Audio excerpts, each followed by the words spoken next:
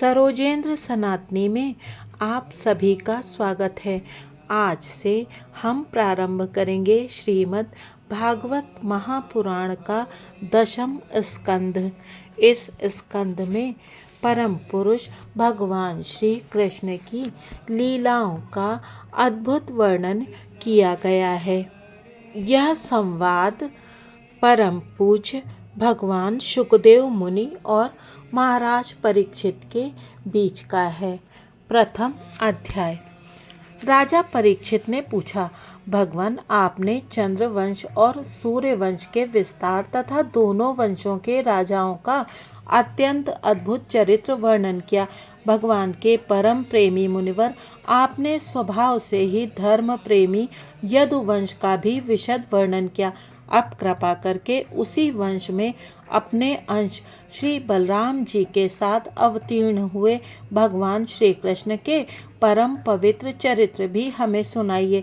भगवान श्री कृष्ण समस्त प्राणियों के जीवनदाता एवं सर्वात्मा हैं। उन्होंने यदुवंश में अवतार लेकर जो जो लीलाएं की, उनका विस्तार से हम लोगों को श्रवण कराइए। जिनकी तृष्णा की प्यास सर्वदा के लिए बुझ चुकी है, वे जीवन मुक्त महापुरुष जिसका पूर्ण प्रेम से अतृप्त रहकर गान किया करते हैं, मोक्ष जनों के लिए जो भव रोग का राम बाण औषध है, तथा विषयी लोगों के लिए भी उनके कान और मन को परम आह्लाद देने वाला है। भगवान श्री कृष्णचंद्र के ऐसे सुंदर सुखद रसीले गुणानुवाद से पशुघाती अथवा आत्मघाती मनुष्य के अतिरिक्त और ऐसा कौन है जो विमुख हो जाए, उससे प्रीति ना करे। श्री कृष्ण तो मेरे कुलदेव ही हैं।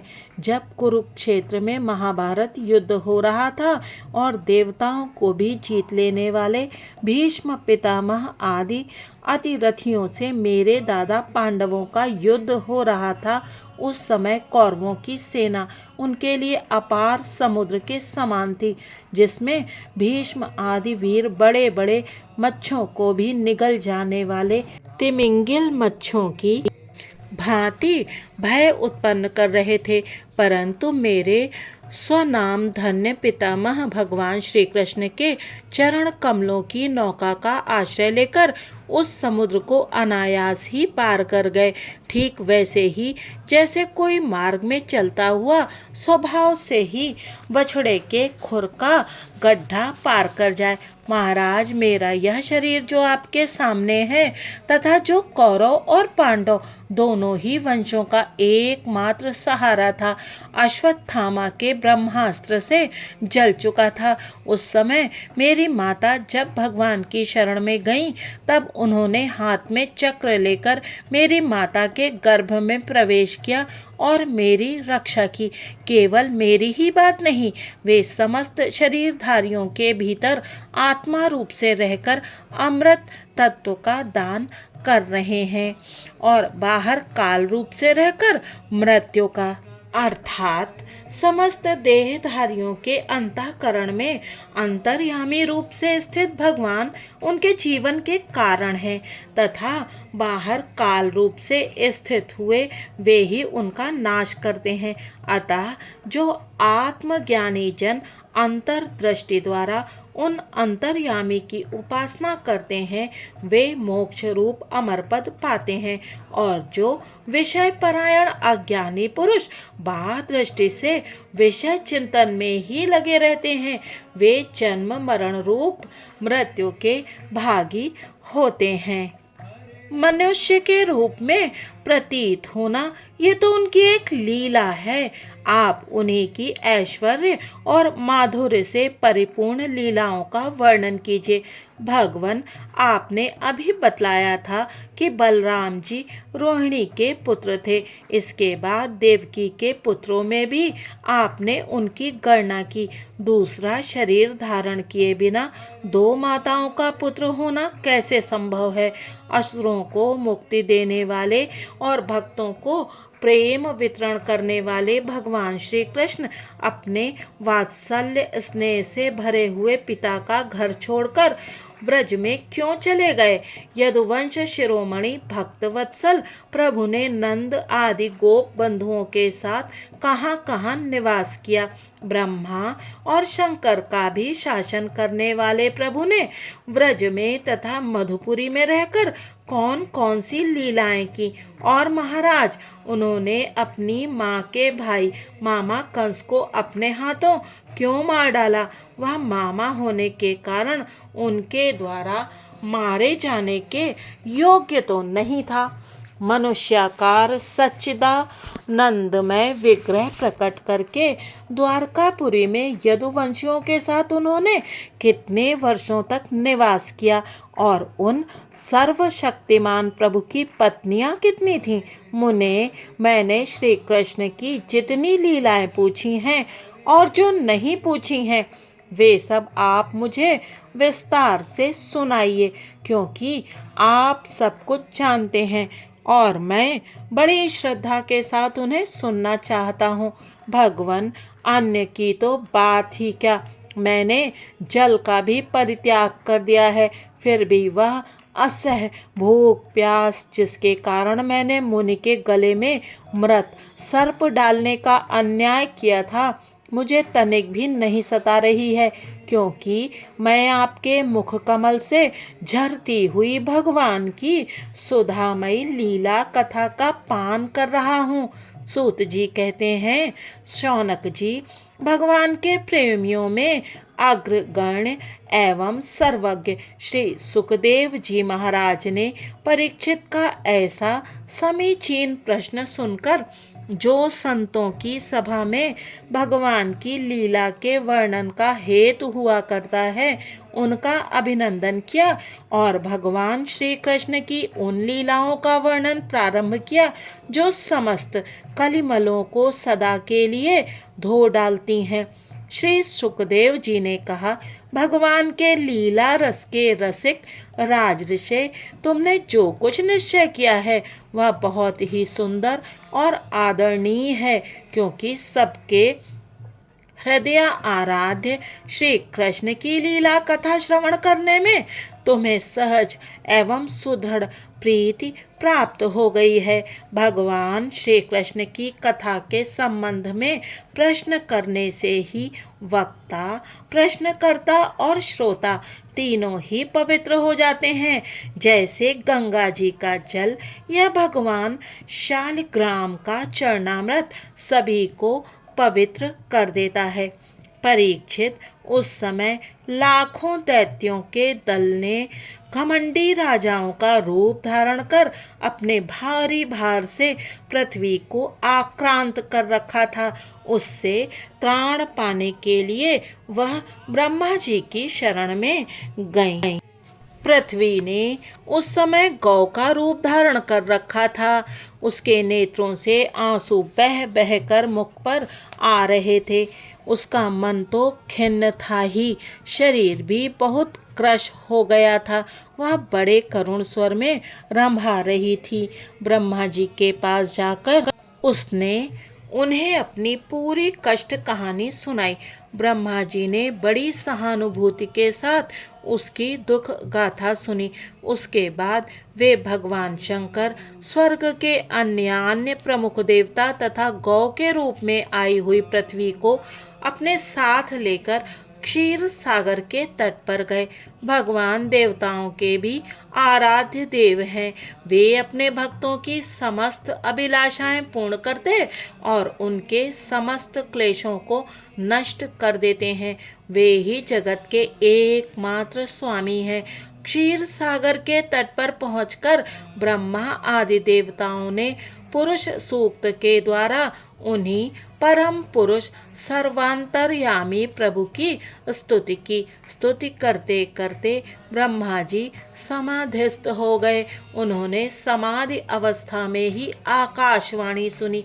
इसके बाद जगत के निर्माण कर्ता ब्रह्मा जी ने देवताओं से कहा, देवताओं, मैंने भगवान की वाणी सुनी है। तुम लोग भी उसे मेरे द्वारा अभी सुन लो और फिर वैसा ही करो। उसके पालन में विलंब नहीं होना चाहिए। भगवान को पृथ्वी के कष्ट का पहले से ही पता है। वे ईश्वरों के भी ईश्वर हैं। अतः अपनी काल शक्ति के द्वारा पृथ्वी का भार हरण करते हुए वे जब तक पृथ्वी पर लीला करें, तब तक तुम लोग भी अपने अपने अंशों के साथ यदुकुल में जन्म लेकर उनकी लीला में सहयोग दो। वसुदेव जी के घर स्वयं पुरुषोत्तम भगवान प्रकट होंगे। उनकी और उनकी प्रियतमा श्री राधा की सेवा के लिए देवांगनाएं जन्म ग्रहण करें। स्वयं प्रकाश भगवान शेष भी, जो भगवान की कला होने के कारण अनंत हैं, अनंत का अंश भी अनंत ही होता है, और जिनके सहस्त्र मुख हैं, भगवान के प्रिय कार्य करने के लिए उनसे पहले ही उनके बड़े भाई के रूप में अवतार ग्रहण करेंगे। भगवान की वह ऐश्वर्यशालिनी योग माया भी, जिसने सारे जगत को मोहित कर रखा है, उनकी आज्ञा से उनकी लीला के कार्य संपन्न कराने के लिए अंश रूप से अवतार ग्रहण करेंगी। श्री सुखदेव जी कहते हैं, परीक्षित, प्रजापतियों के स्वामी भगवान ब्रह्मा जी ने देवताओं को इस प्रकार आज्ञा दी और पृथ्वी को समझा बुझाकर ढांढस बंधाया। इसके बाद वे अपने परम धाम को चले गए। प्राचीन काल में यदुवंशी राजा थे शूरसेन। वे मथुरापुरी में रहकर मथुरा मंडल और शूरसेन मंडल का राज्य शासन करते थे।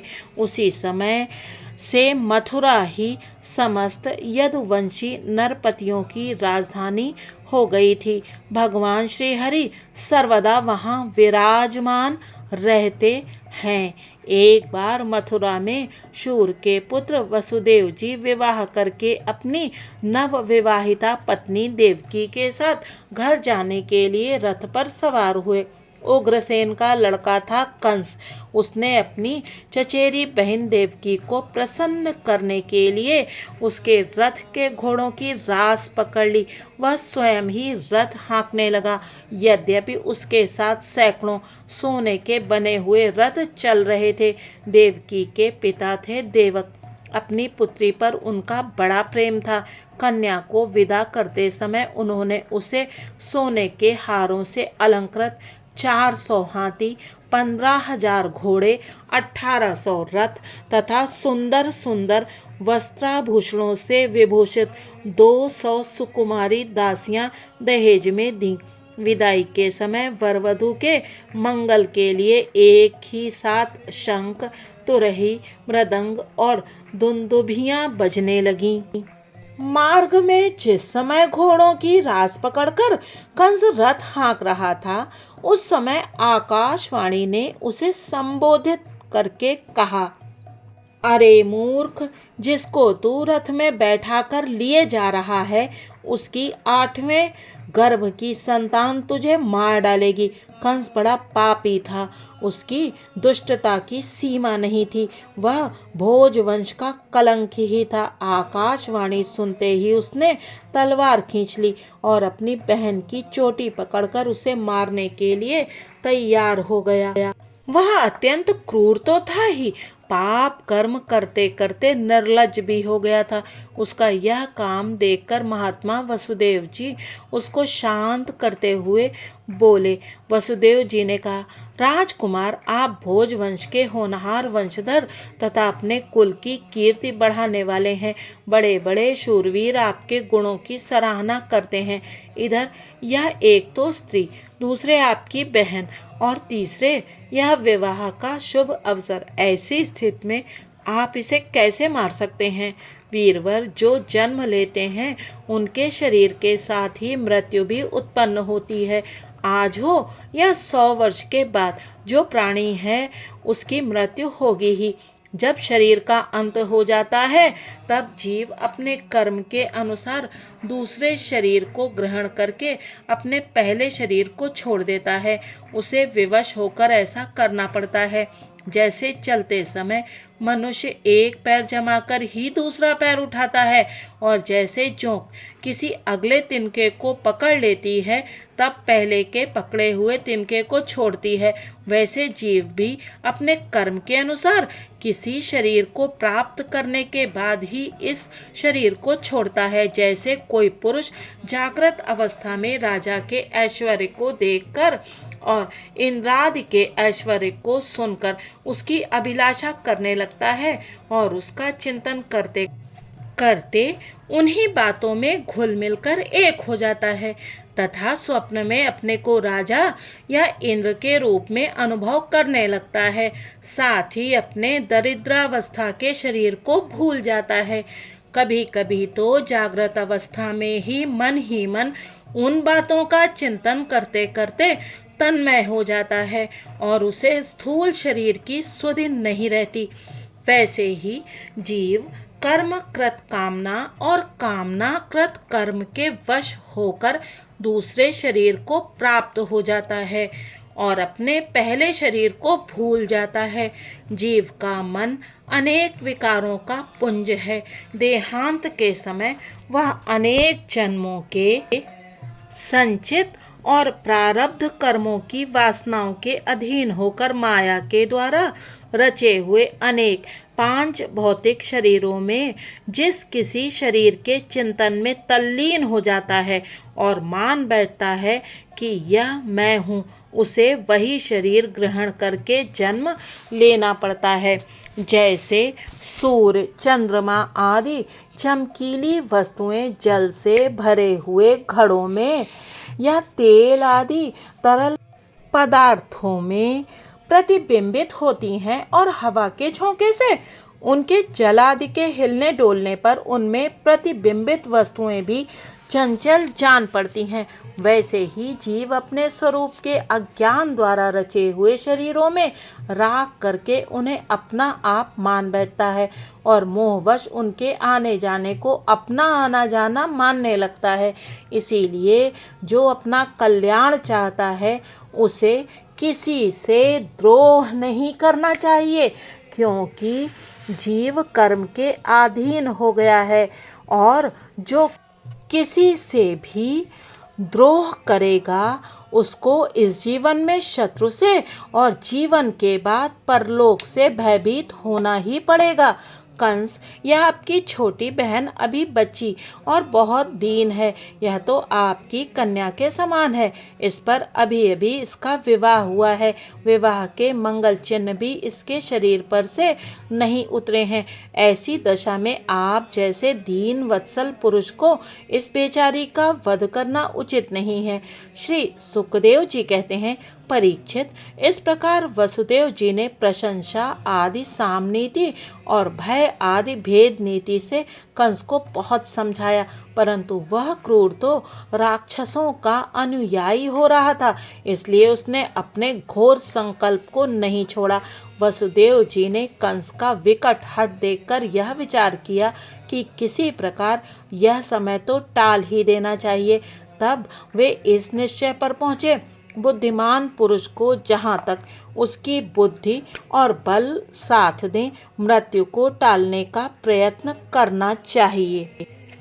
प्रयत्न करने पर भी वह न टल सके तो फिर प्रयत्न करने वाले का कोई दोष नहीं रहता। इसलिए इस मृत्यु रूप कंस को अपने पुत्र दे देने की प्रतिज्ञा करके मैं इस दीन देवकी को बचा लूं। यदि मेरे लड़के होंगे और तब तक यह कंस स्वयं नहीं मर जाएगा तब क्या होगा? संभव है उल्टा ही हो, मेरा लड़का ही इसे मार डाले, क्योंकि विधाता के विधान का पार पाना बहुत कठिन है। मृत्यु सामने आकर भी टल जाती है और टली हुई भी लौट आती है।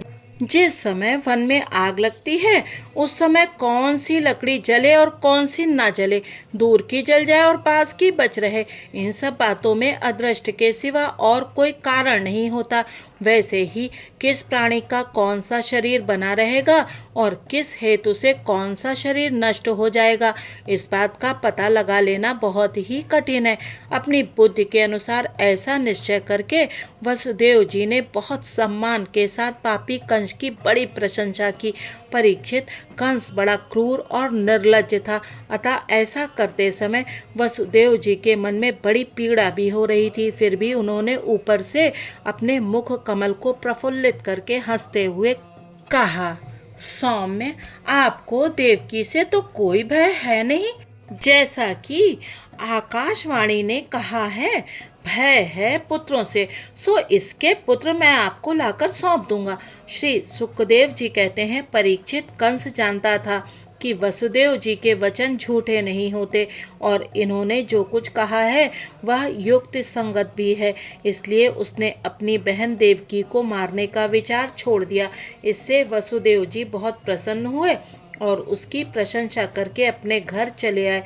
देवकी बड़ी सती साध्वी थी, सारे देवता उसके शरीर में निवास करते थे। समय आने पर देवकी के गर्भ से प्रतिवर्ष एक एक करके 8 पुत्र तथा 1 कन्या उत्पन्न हुई। पहले पुत्र का नाम था कीर्तिमान। वसुदेव जी ने उसे लाकर कंस को दिया। ऐसा करते समय उन्हें कष्ट तो अवश्य हुआ, परंतु उससे भी बड़ा कष्ट उन्हें इस बात का था कि कहीं मेरे वचन झूठे ना हो जाएं। परीक्षित, सत्य संग पुरुष बड़े से बड़ा कष्ट भी सह लेते हैं। ज्ञानियों को किसी बात की अपेक्षा नहीं होती। नीच पुरुष बुरे से बुरा काम भी कर सकते हैं और जो जितेंद्रिय हैं, जिन्होंने भगवान को हृदय में धारण कर रखा है, वे सब कुछ त्याग सकते हैं। जब कंस ने देखा कि वसुदेव जी का अपने पुत्र के जीवन और मृत्यु में समान भाव है एवं वे सत्य में पूर्ण निष्ठावान भी हैं, तब वह बहुत प्रसन्न हुआ और उनसे हंसकर बोला, वसुदेव जी, आप इस नन्हे से सुकुमार बालक को ले जाइए, इससे मुझे कोई भय नहीं है, क्योंकि आकाशवाणी ने तो ऐसा कहा था कि देवकी के 8वें गर्भ से उत्पन्न संतान के द्वारा मेरी मृत्यु होगी। वसुदेव जी ने कहा, ठीक है, और उस बालक को लेकर वे लौट आए, परंतु उन्हें मालूम था कि कंस बड़ा दुष्ट है और उसका मन उसके हाथ में नहीं है, वह किसी क्षण बदल सकता है, इसीलिए उन्होंने उसकी बात पर विश्वास नहीं किया। परीक्षित, इधर भगवान नारद कंस के पास आए और उससे बोले कि कंस, व्रज में रहने वाले नंदादि गोप, उनकी स्त्रियां, वसुदेव आदि वृषणी वंशी यादव, देवकी आदि यदुवंश की स्त्रियां और नंद वसुदेव दोनों के सजातीय बंधु बांधव और सगे संबंधी सबके सब देवता हैं। जो इस समय तुम्हारी सेवा कर रहे हैं वे भी देवता ही हैं। उन्होंने यह भी बतलाया कि दैत्यों के कारण पृथ्वी का भार बढ़ गया है, इसीलिए देवताओं की ओर से अब उनके वध की तैयारी की जा रही है। जब देवर्षि नारद इतना कहकर चले गए, तब कंस को यह निश्चय हो गया कि यदुवंशी देवता हैं और देवकी के गर्भ से विष्णु भगवान ही मुझे मारने के लिए पैदा होने वाले हैं। इसलिए उसने देवकी और वसुदेव को हथकड़ी बेड़ी से जकड़कर कैद में डाल दिया और उन दोनों से जो जो पुत्र होते गए उन्हें वह मारता गया। उसे हर बार यह शंका बनी रहती थी कि कहीं विष्णु ही उस बालक के रूप में ना आ गया हो। परीक्षित, पृथ्वी में यह बात प्रायः देखी जाती है कि अपने प्राणों का ही पोषण करने वाले लोभी राजा अपने स्वार्थ के लिए माता पिता भाई बंधु और अपने अत्यंत हितैषी इष्ट मित्रों की भी हत्या कर डालते हैं। कंस जानता था कि मैं पहले काल नेमी असुर था और विष्णु ने मुझे मार डाला था। इससे उसने यदुवंशियों से घोर विरोध ठान लिया। कंस बड़ा बलवान था।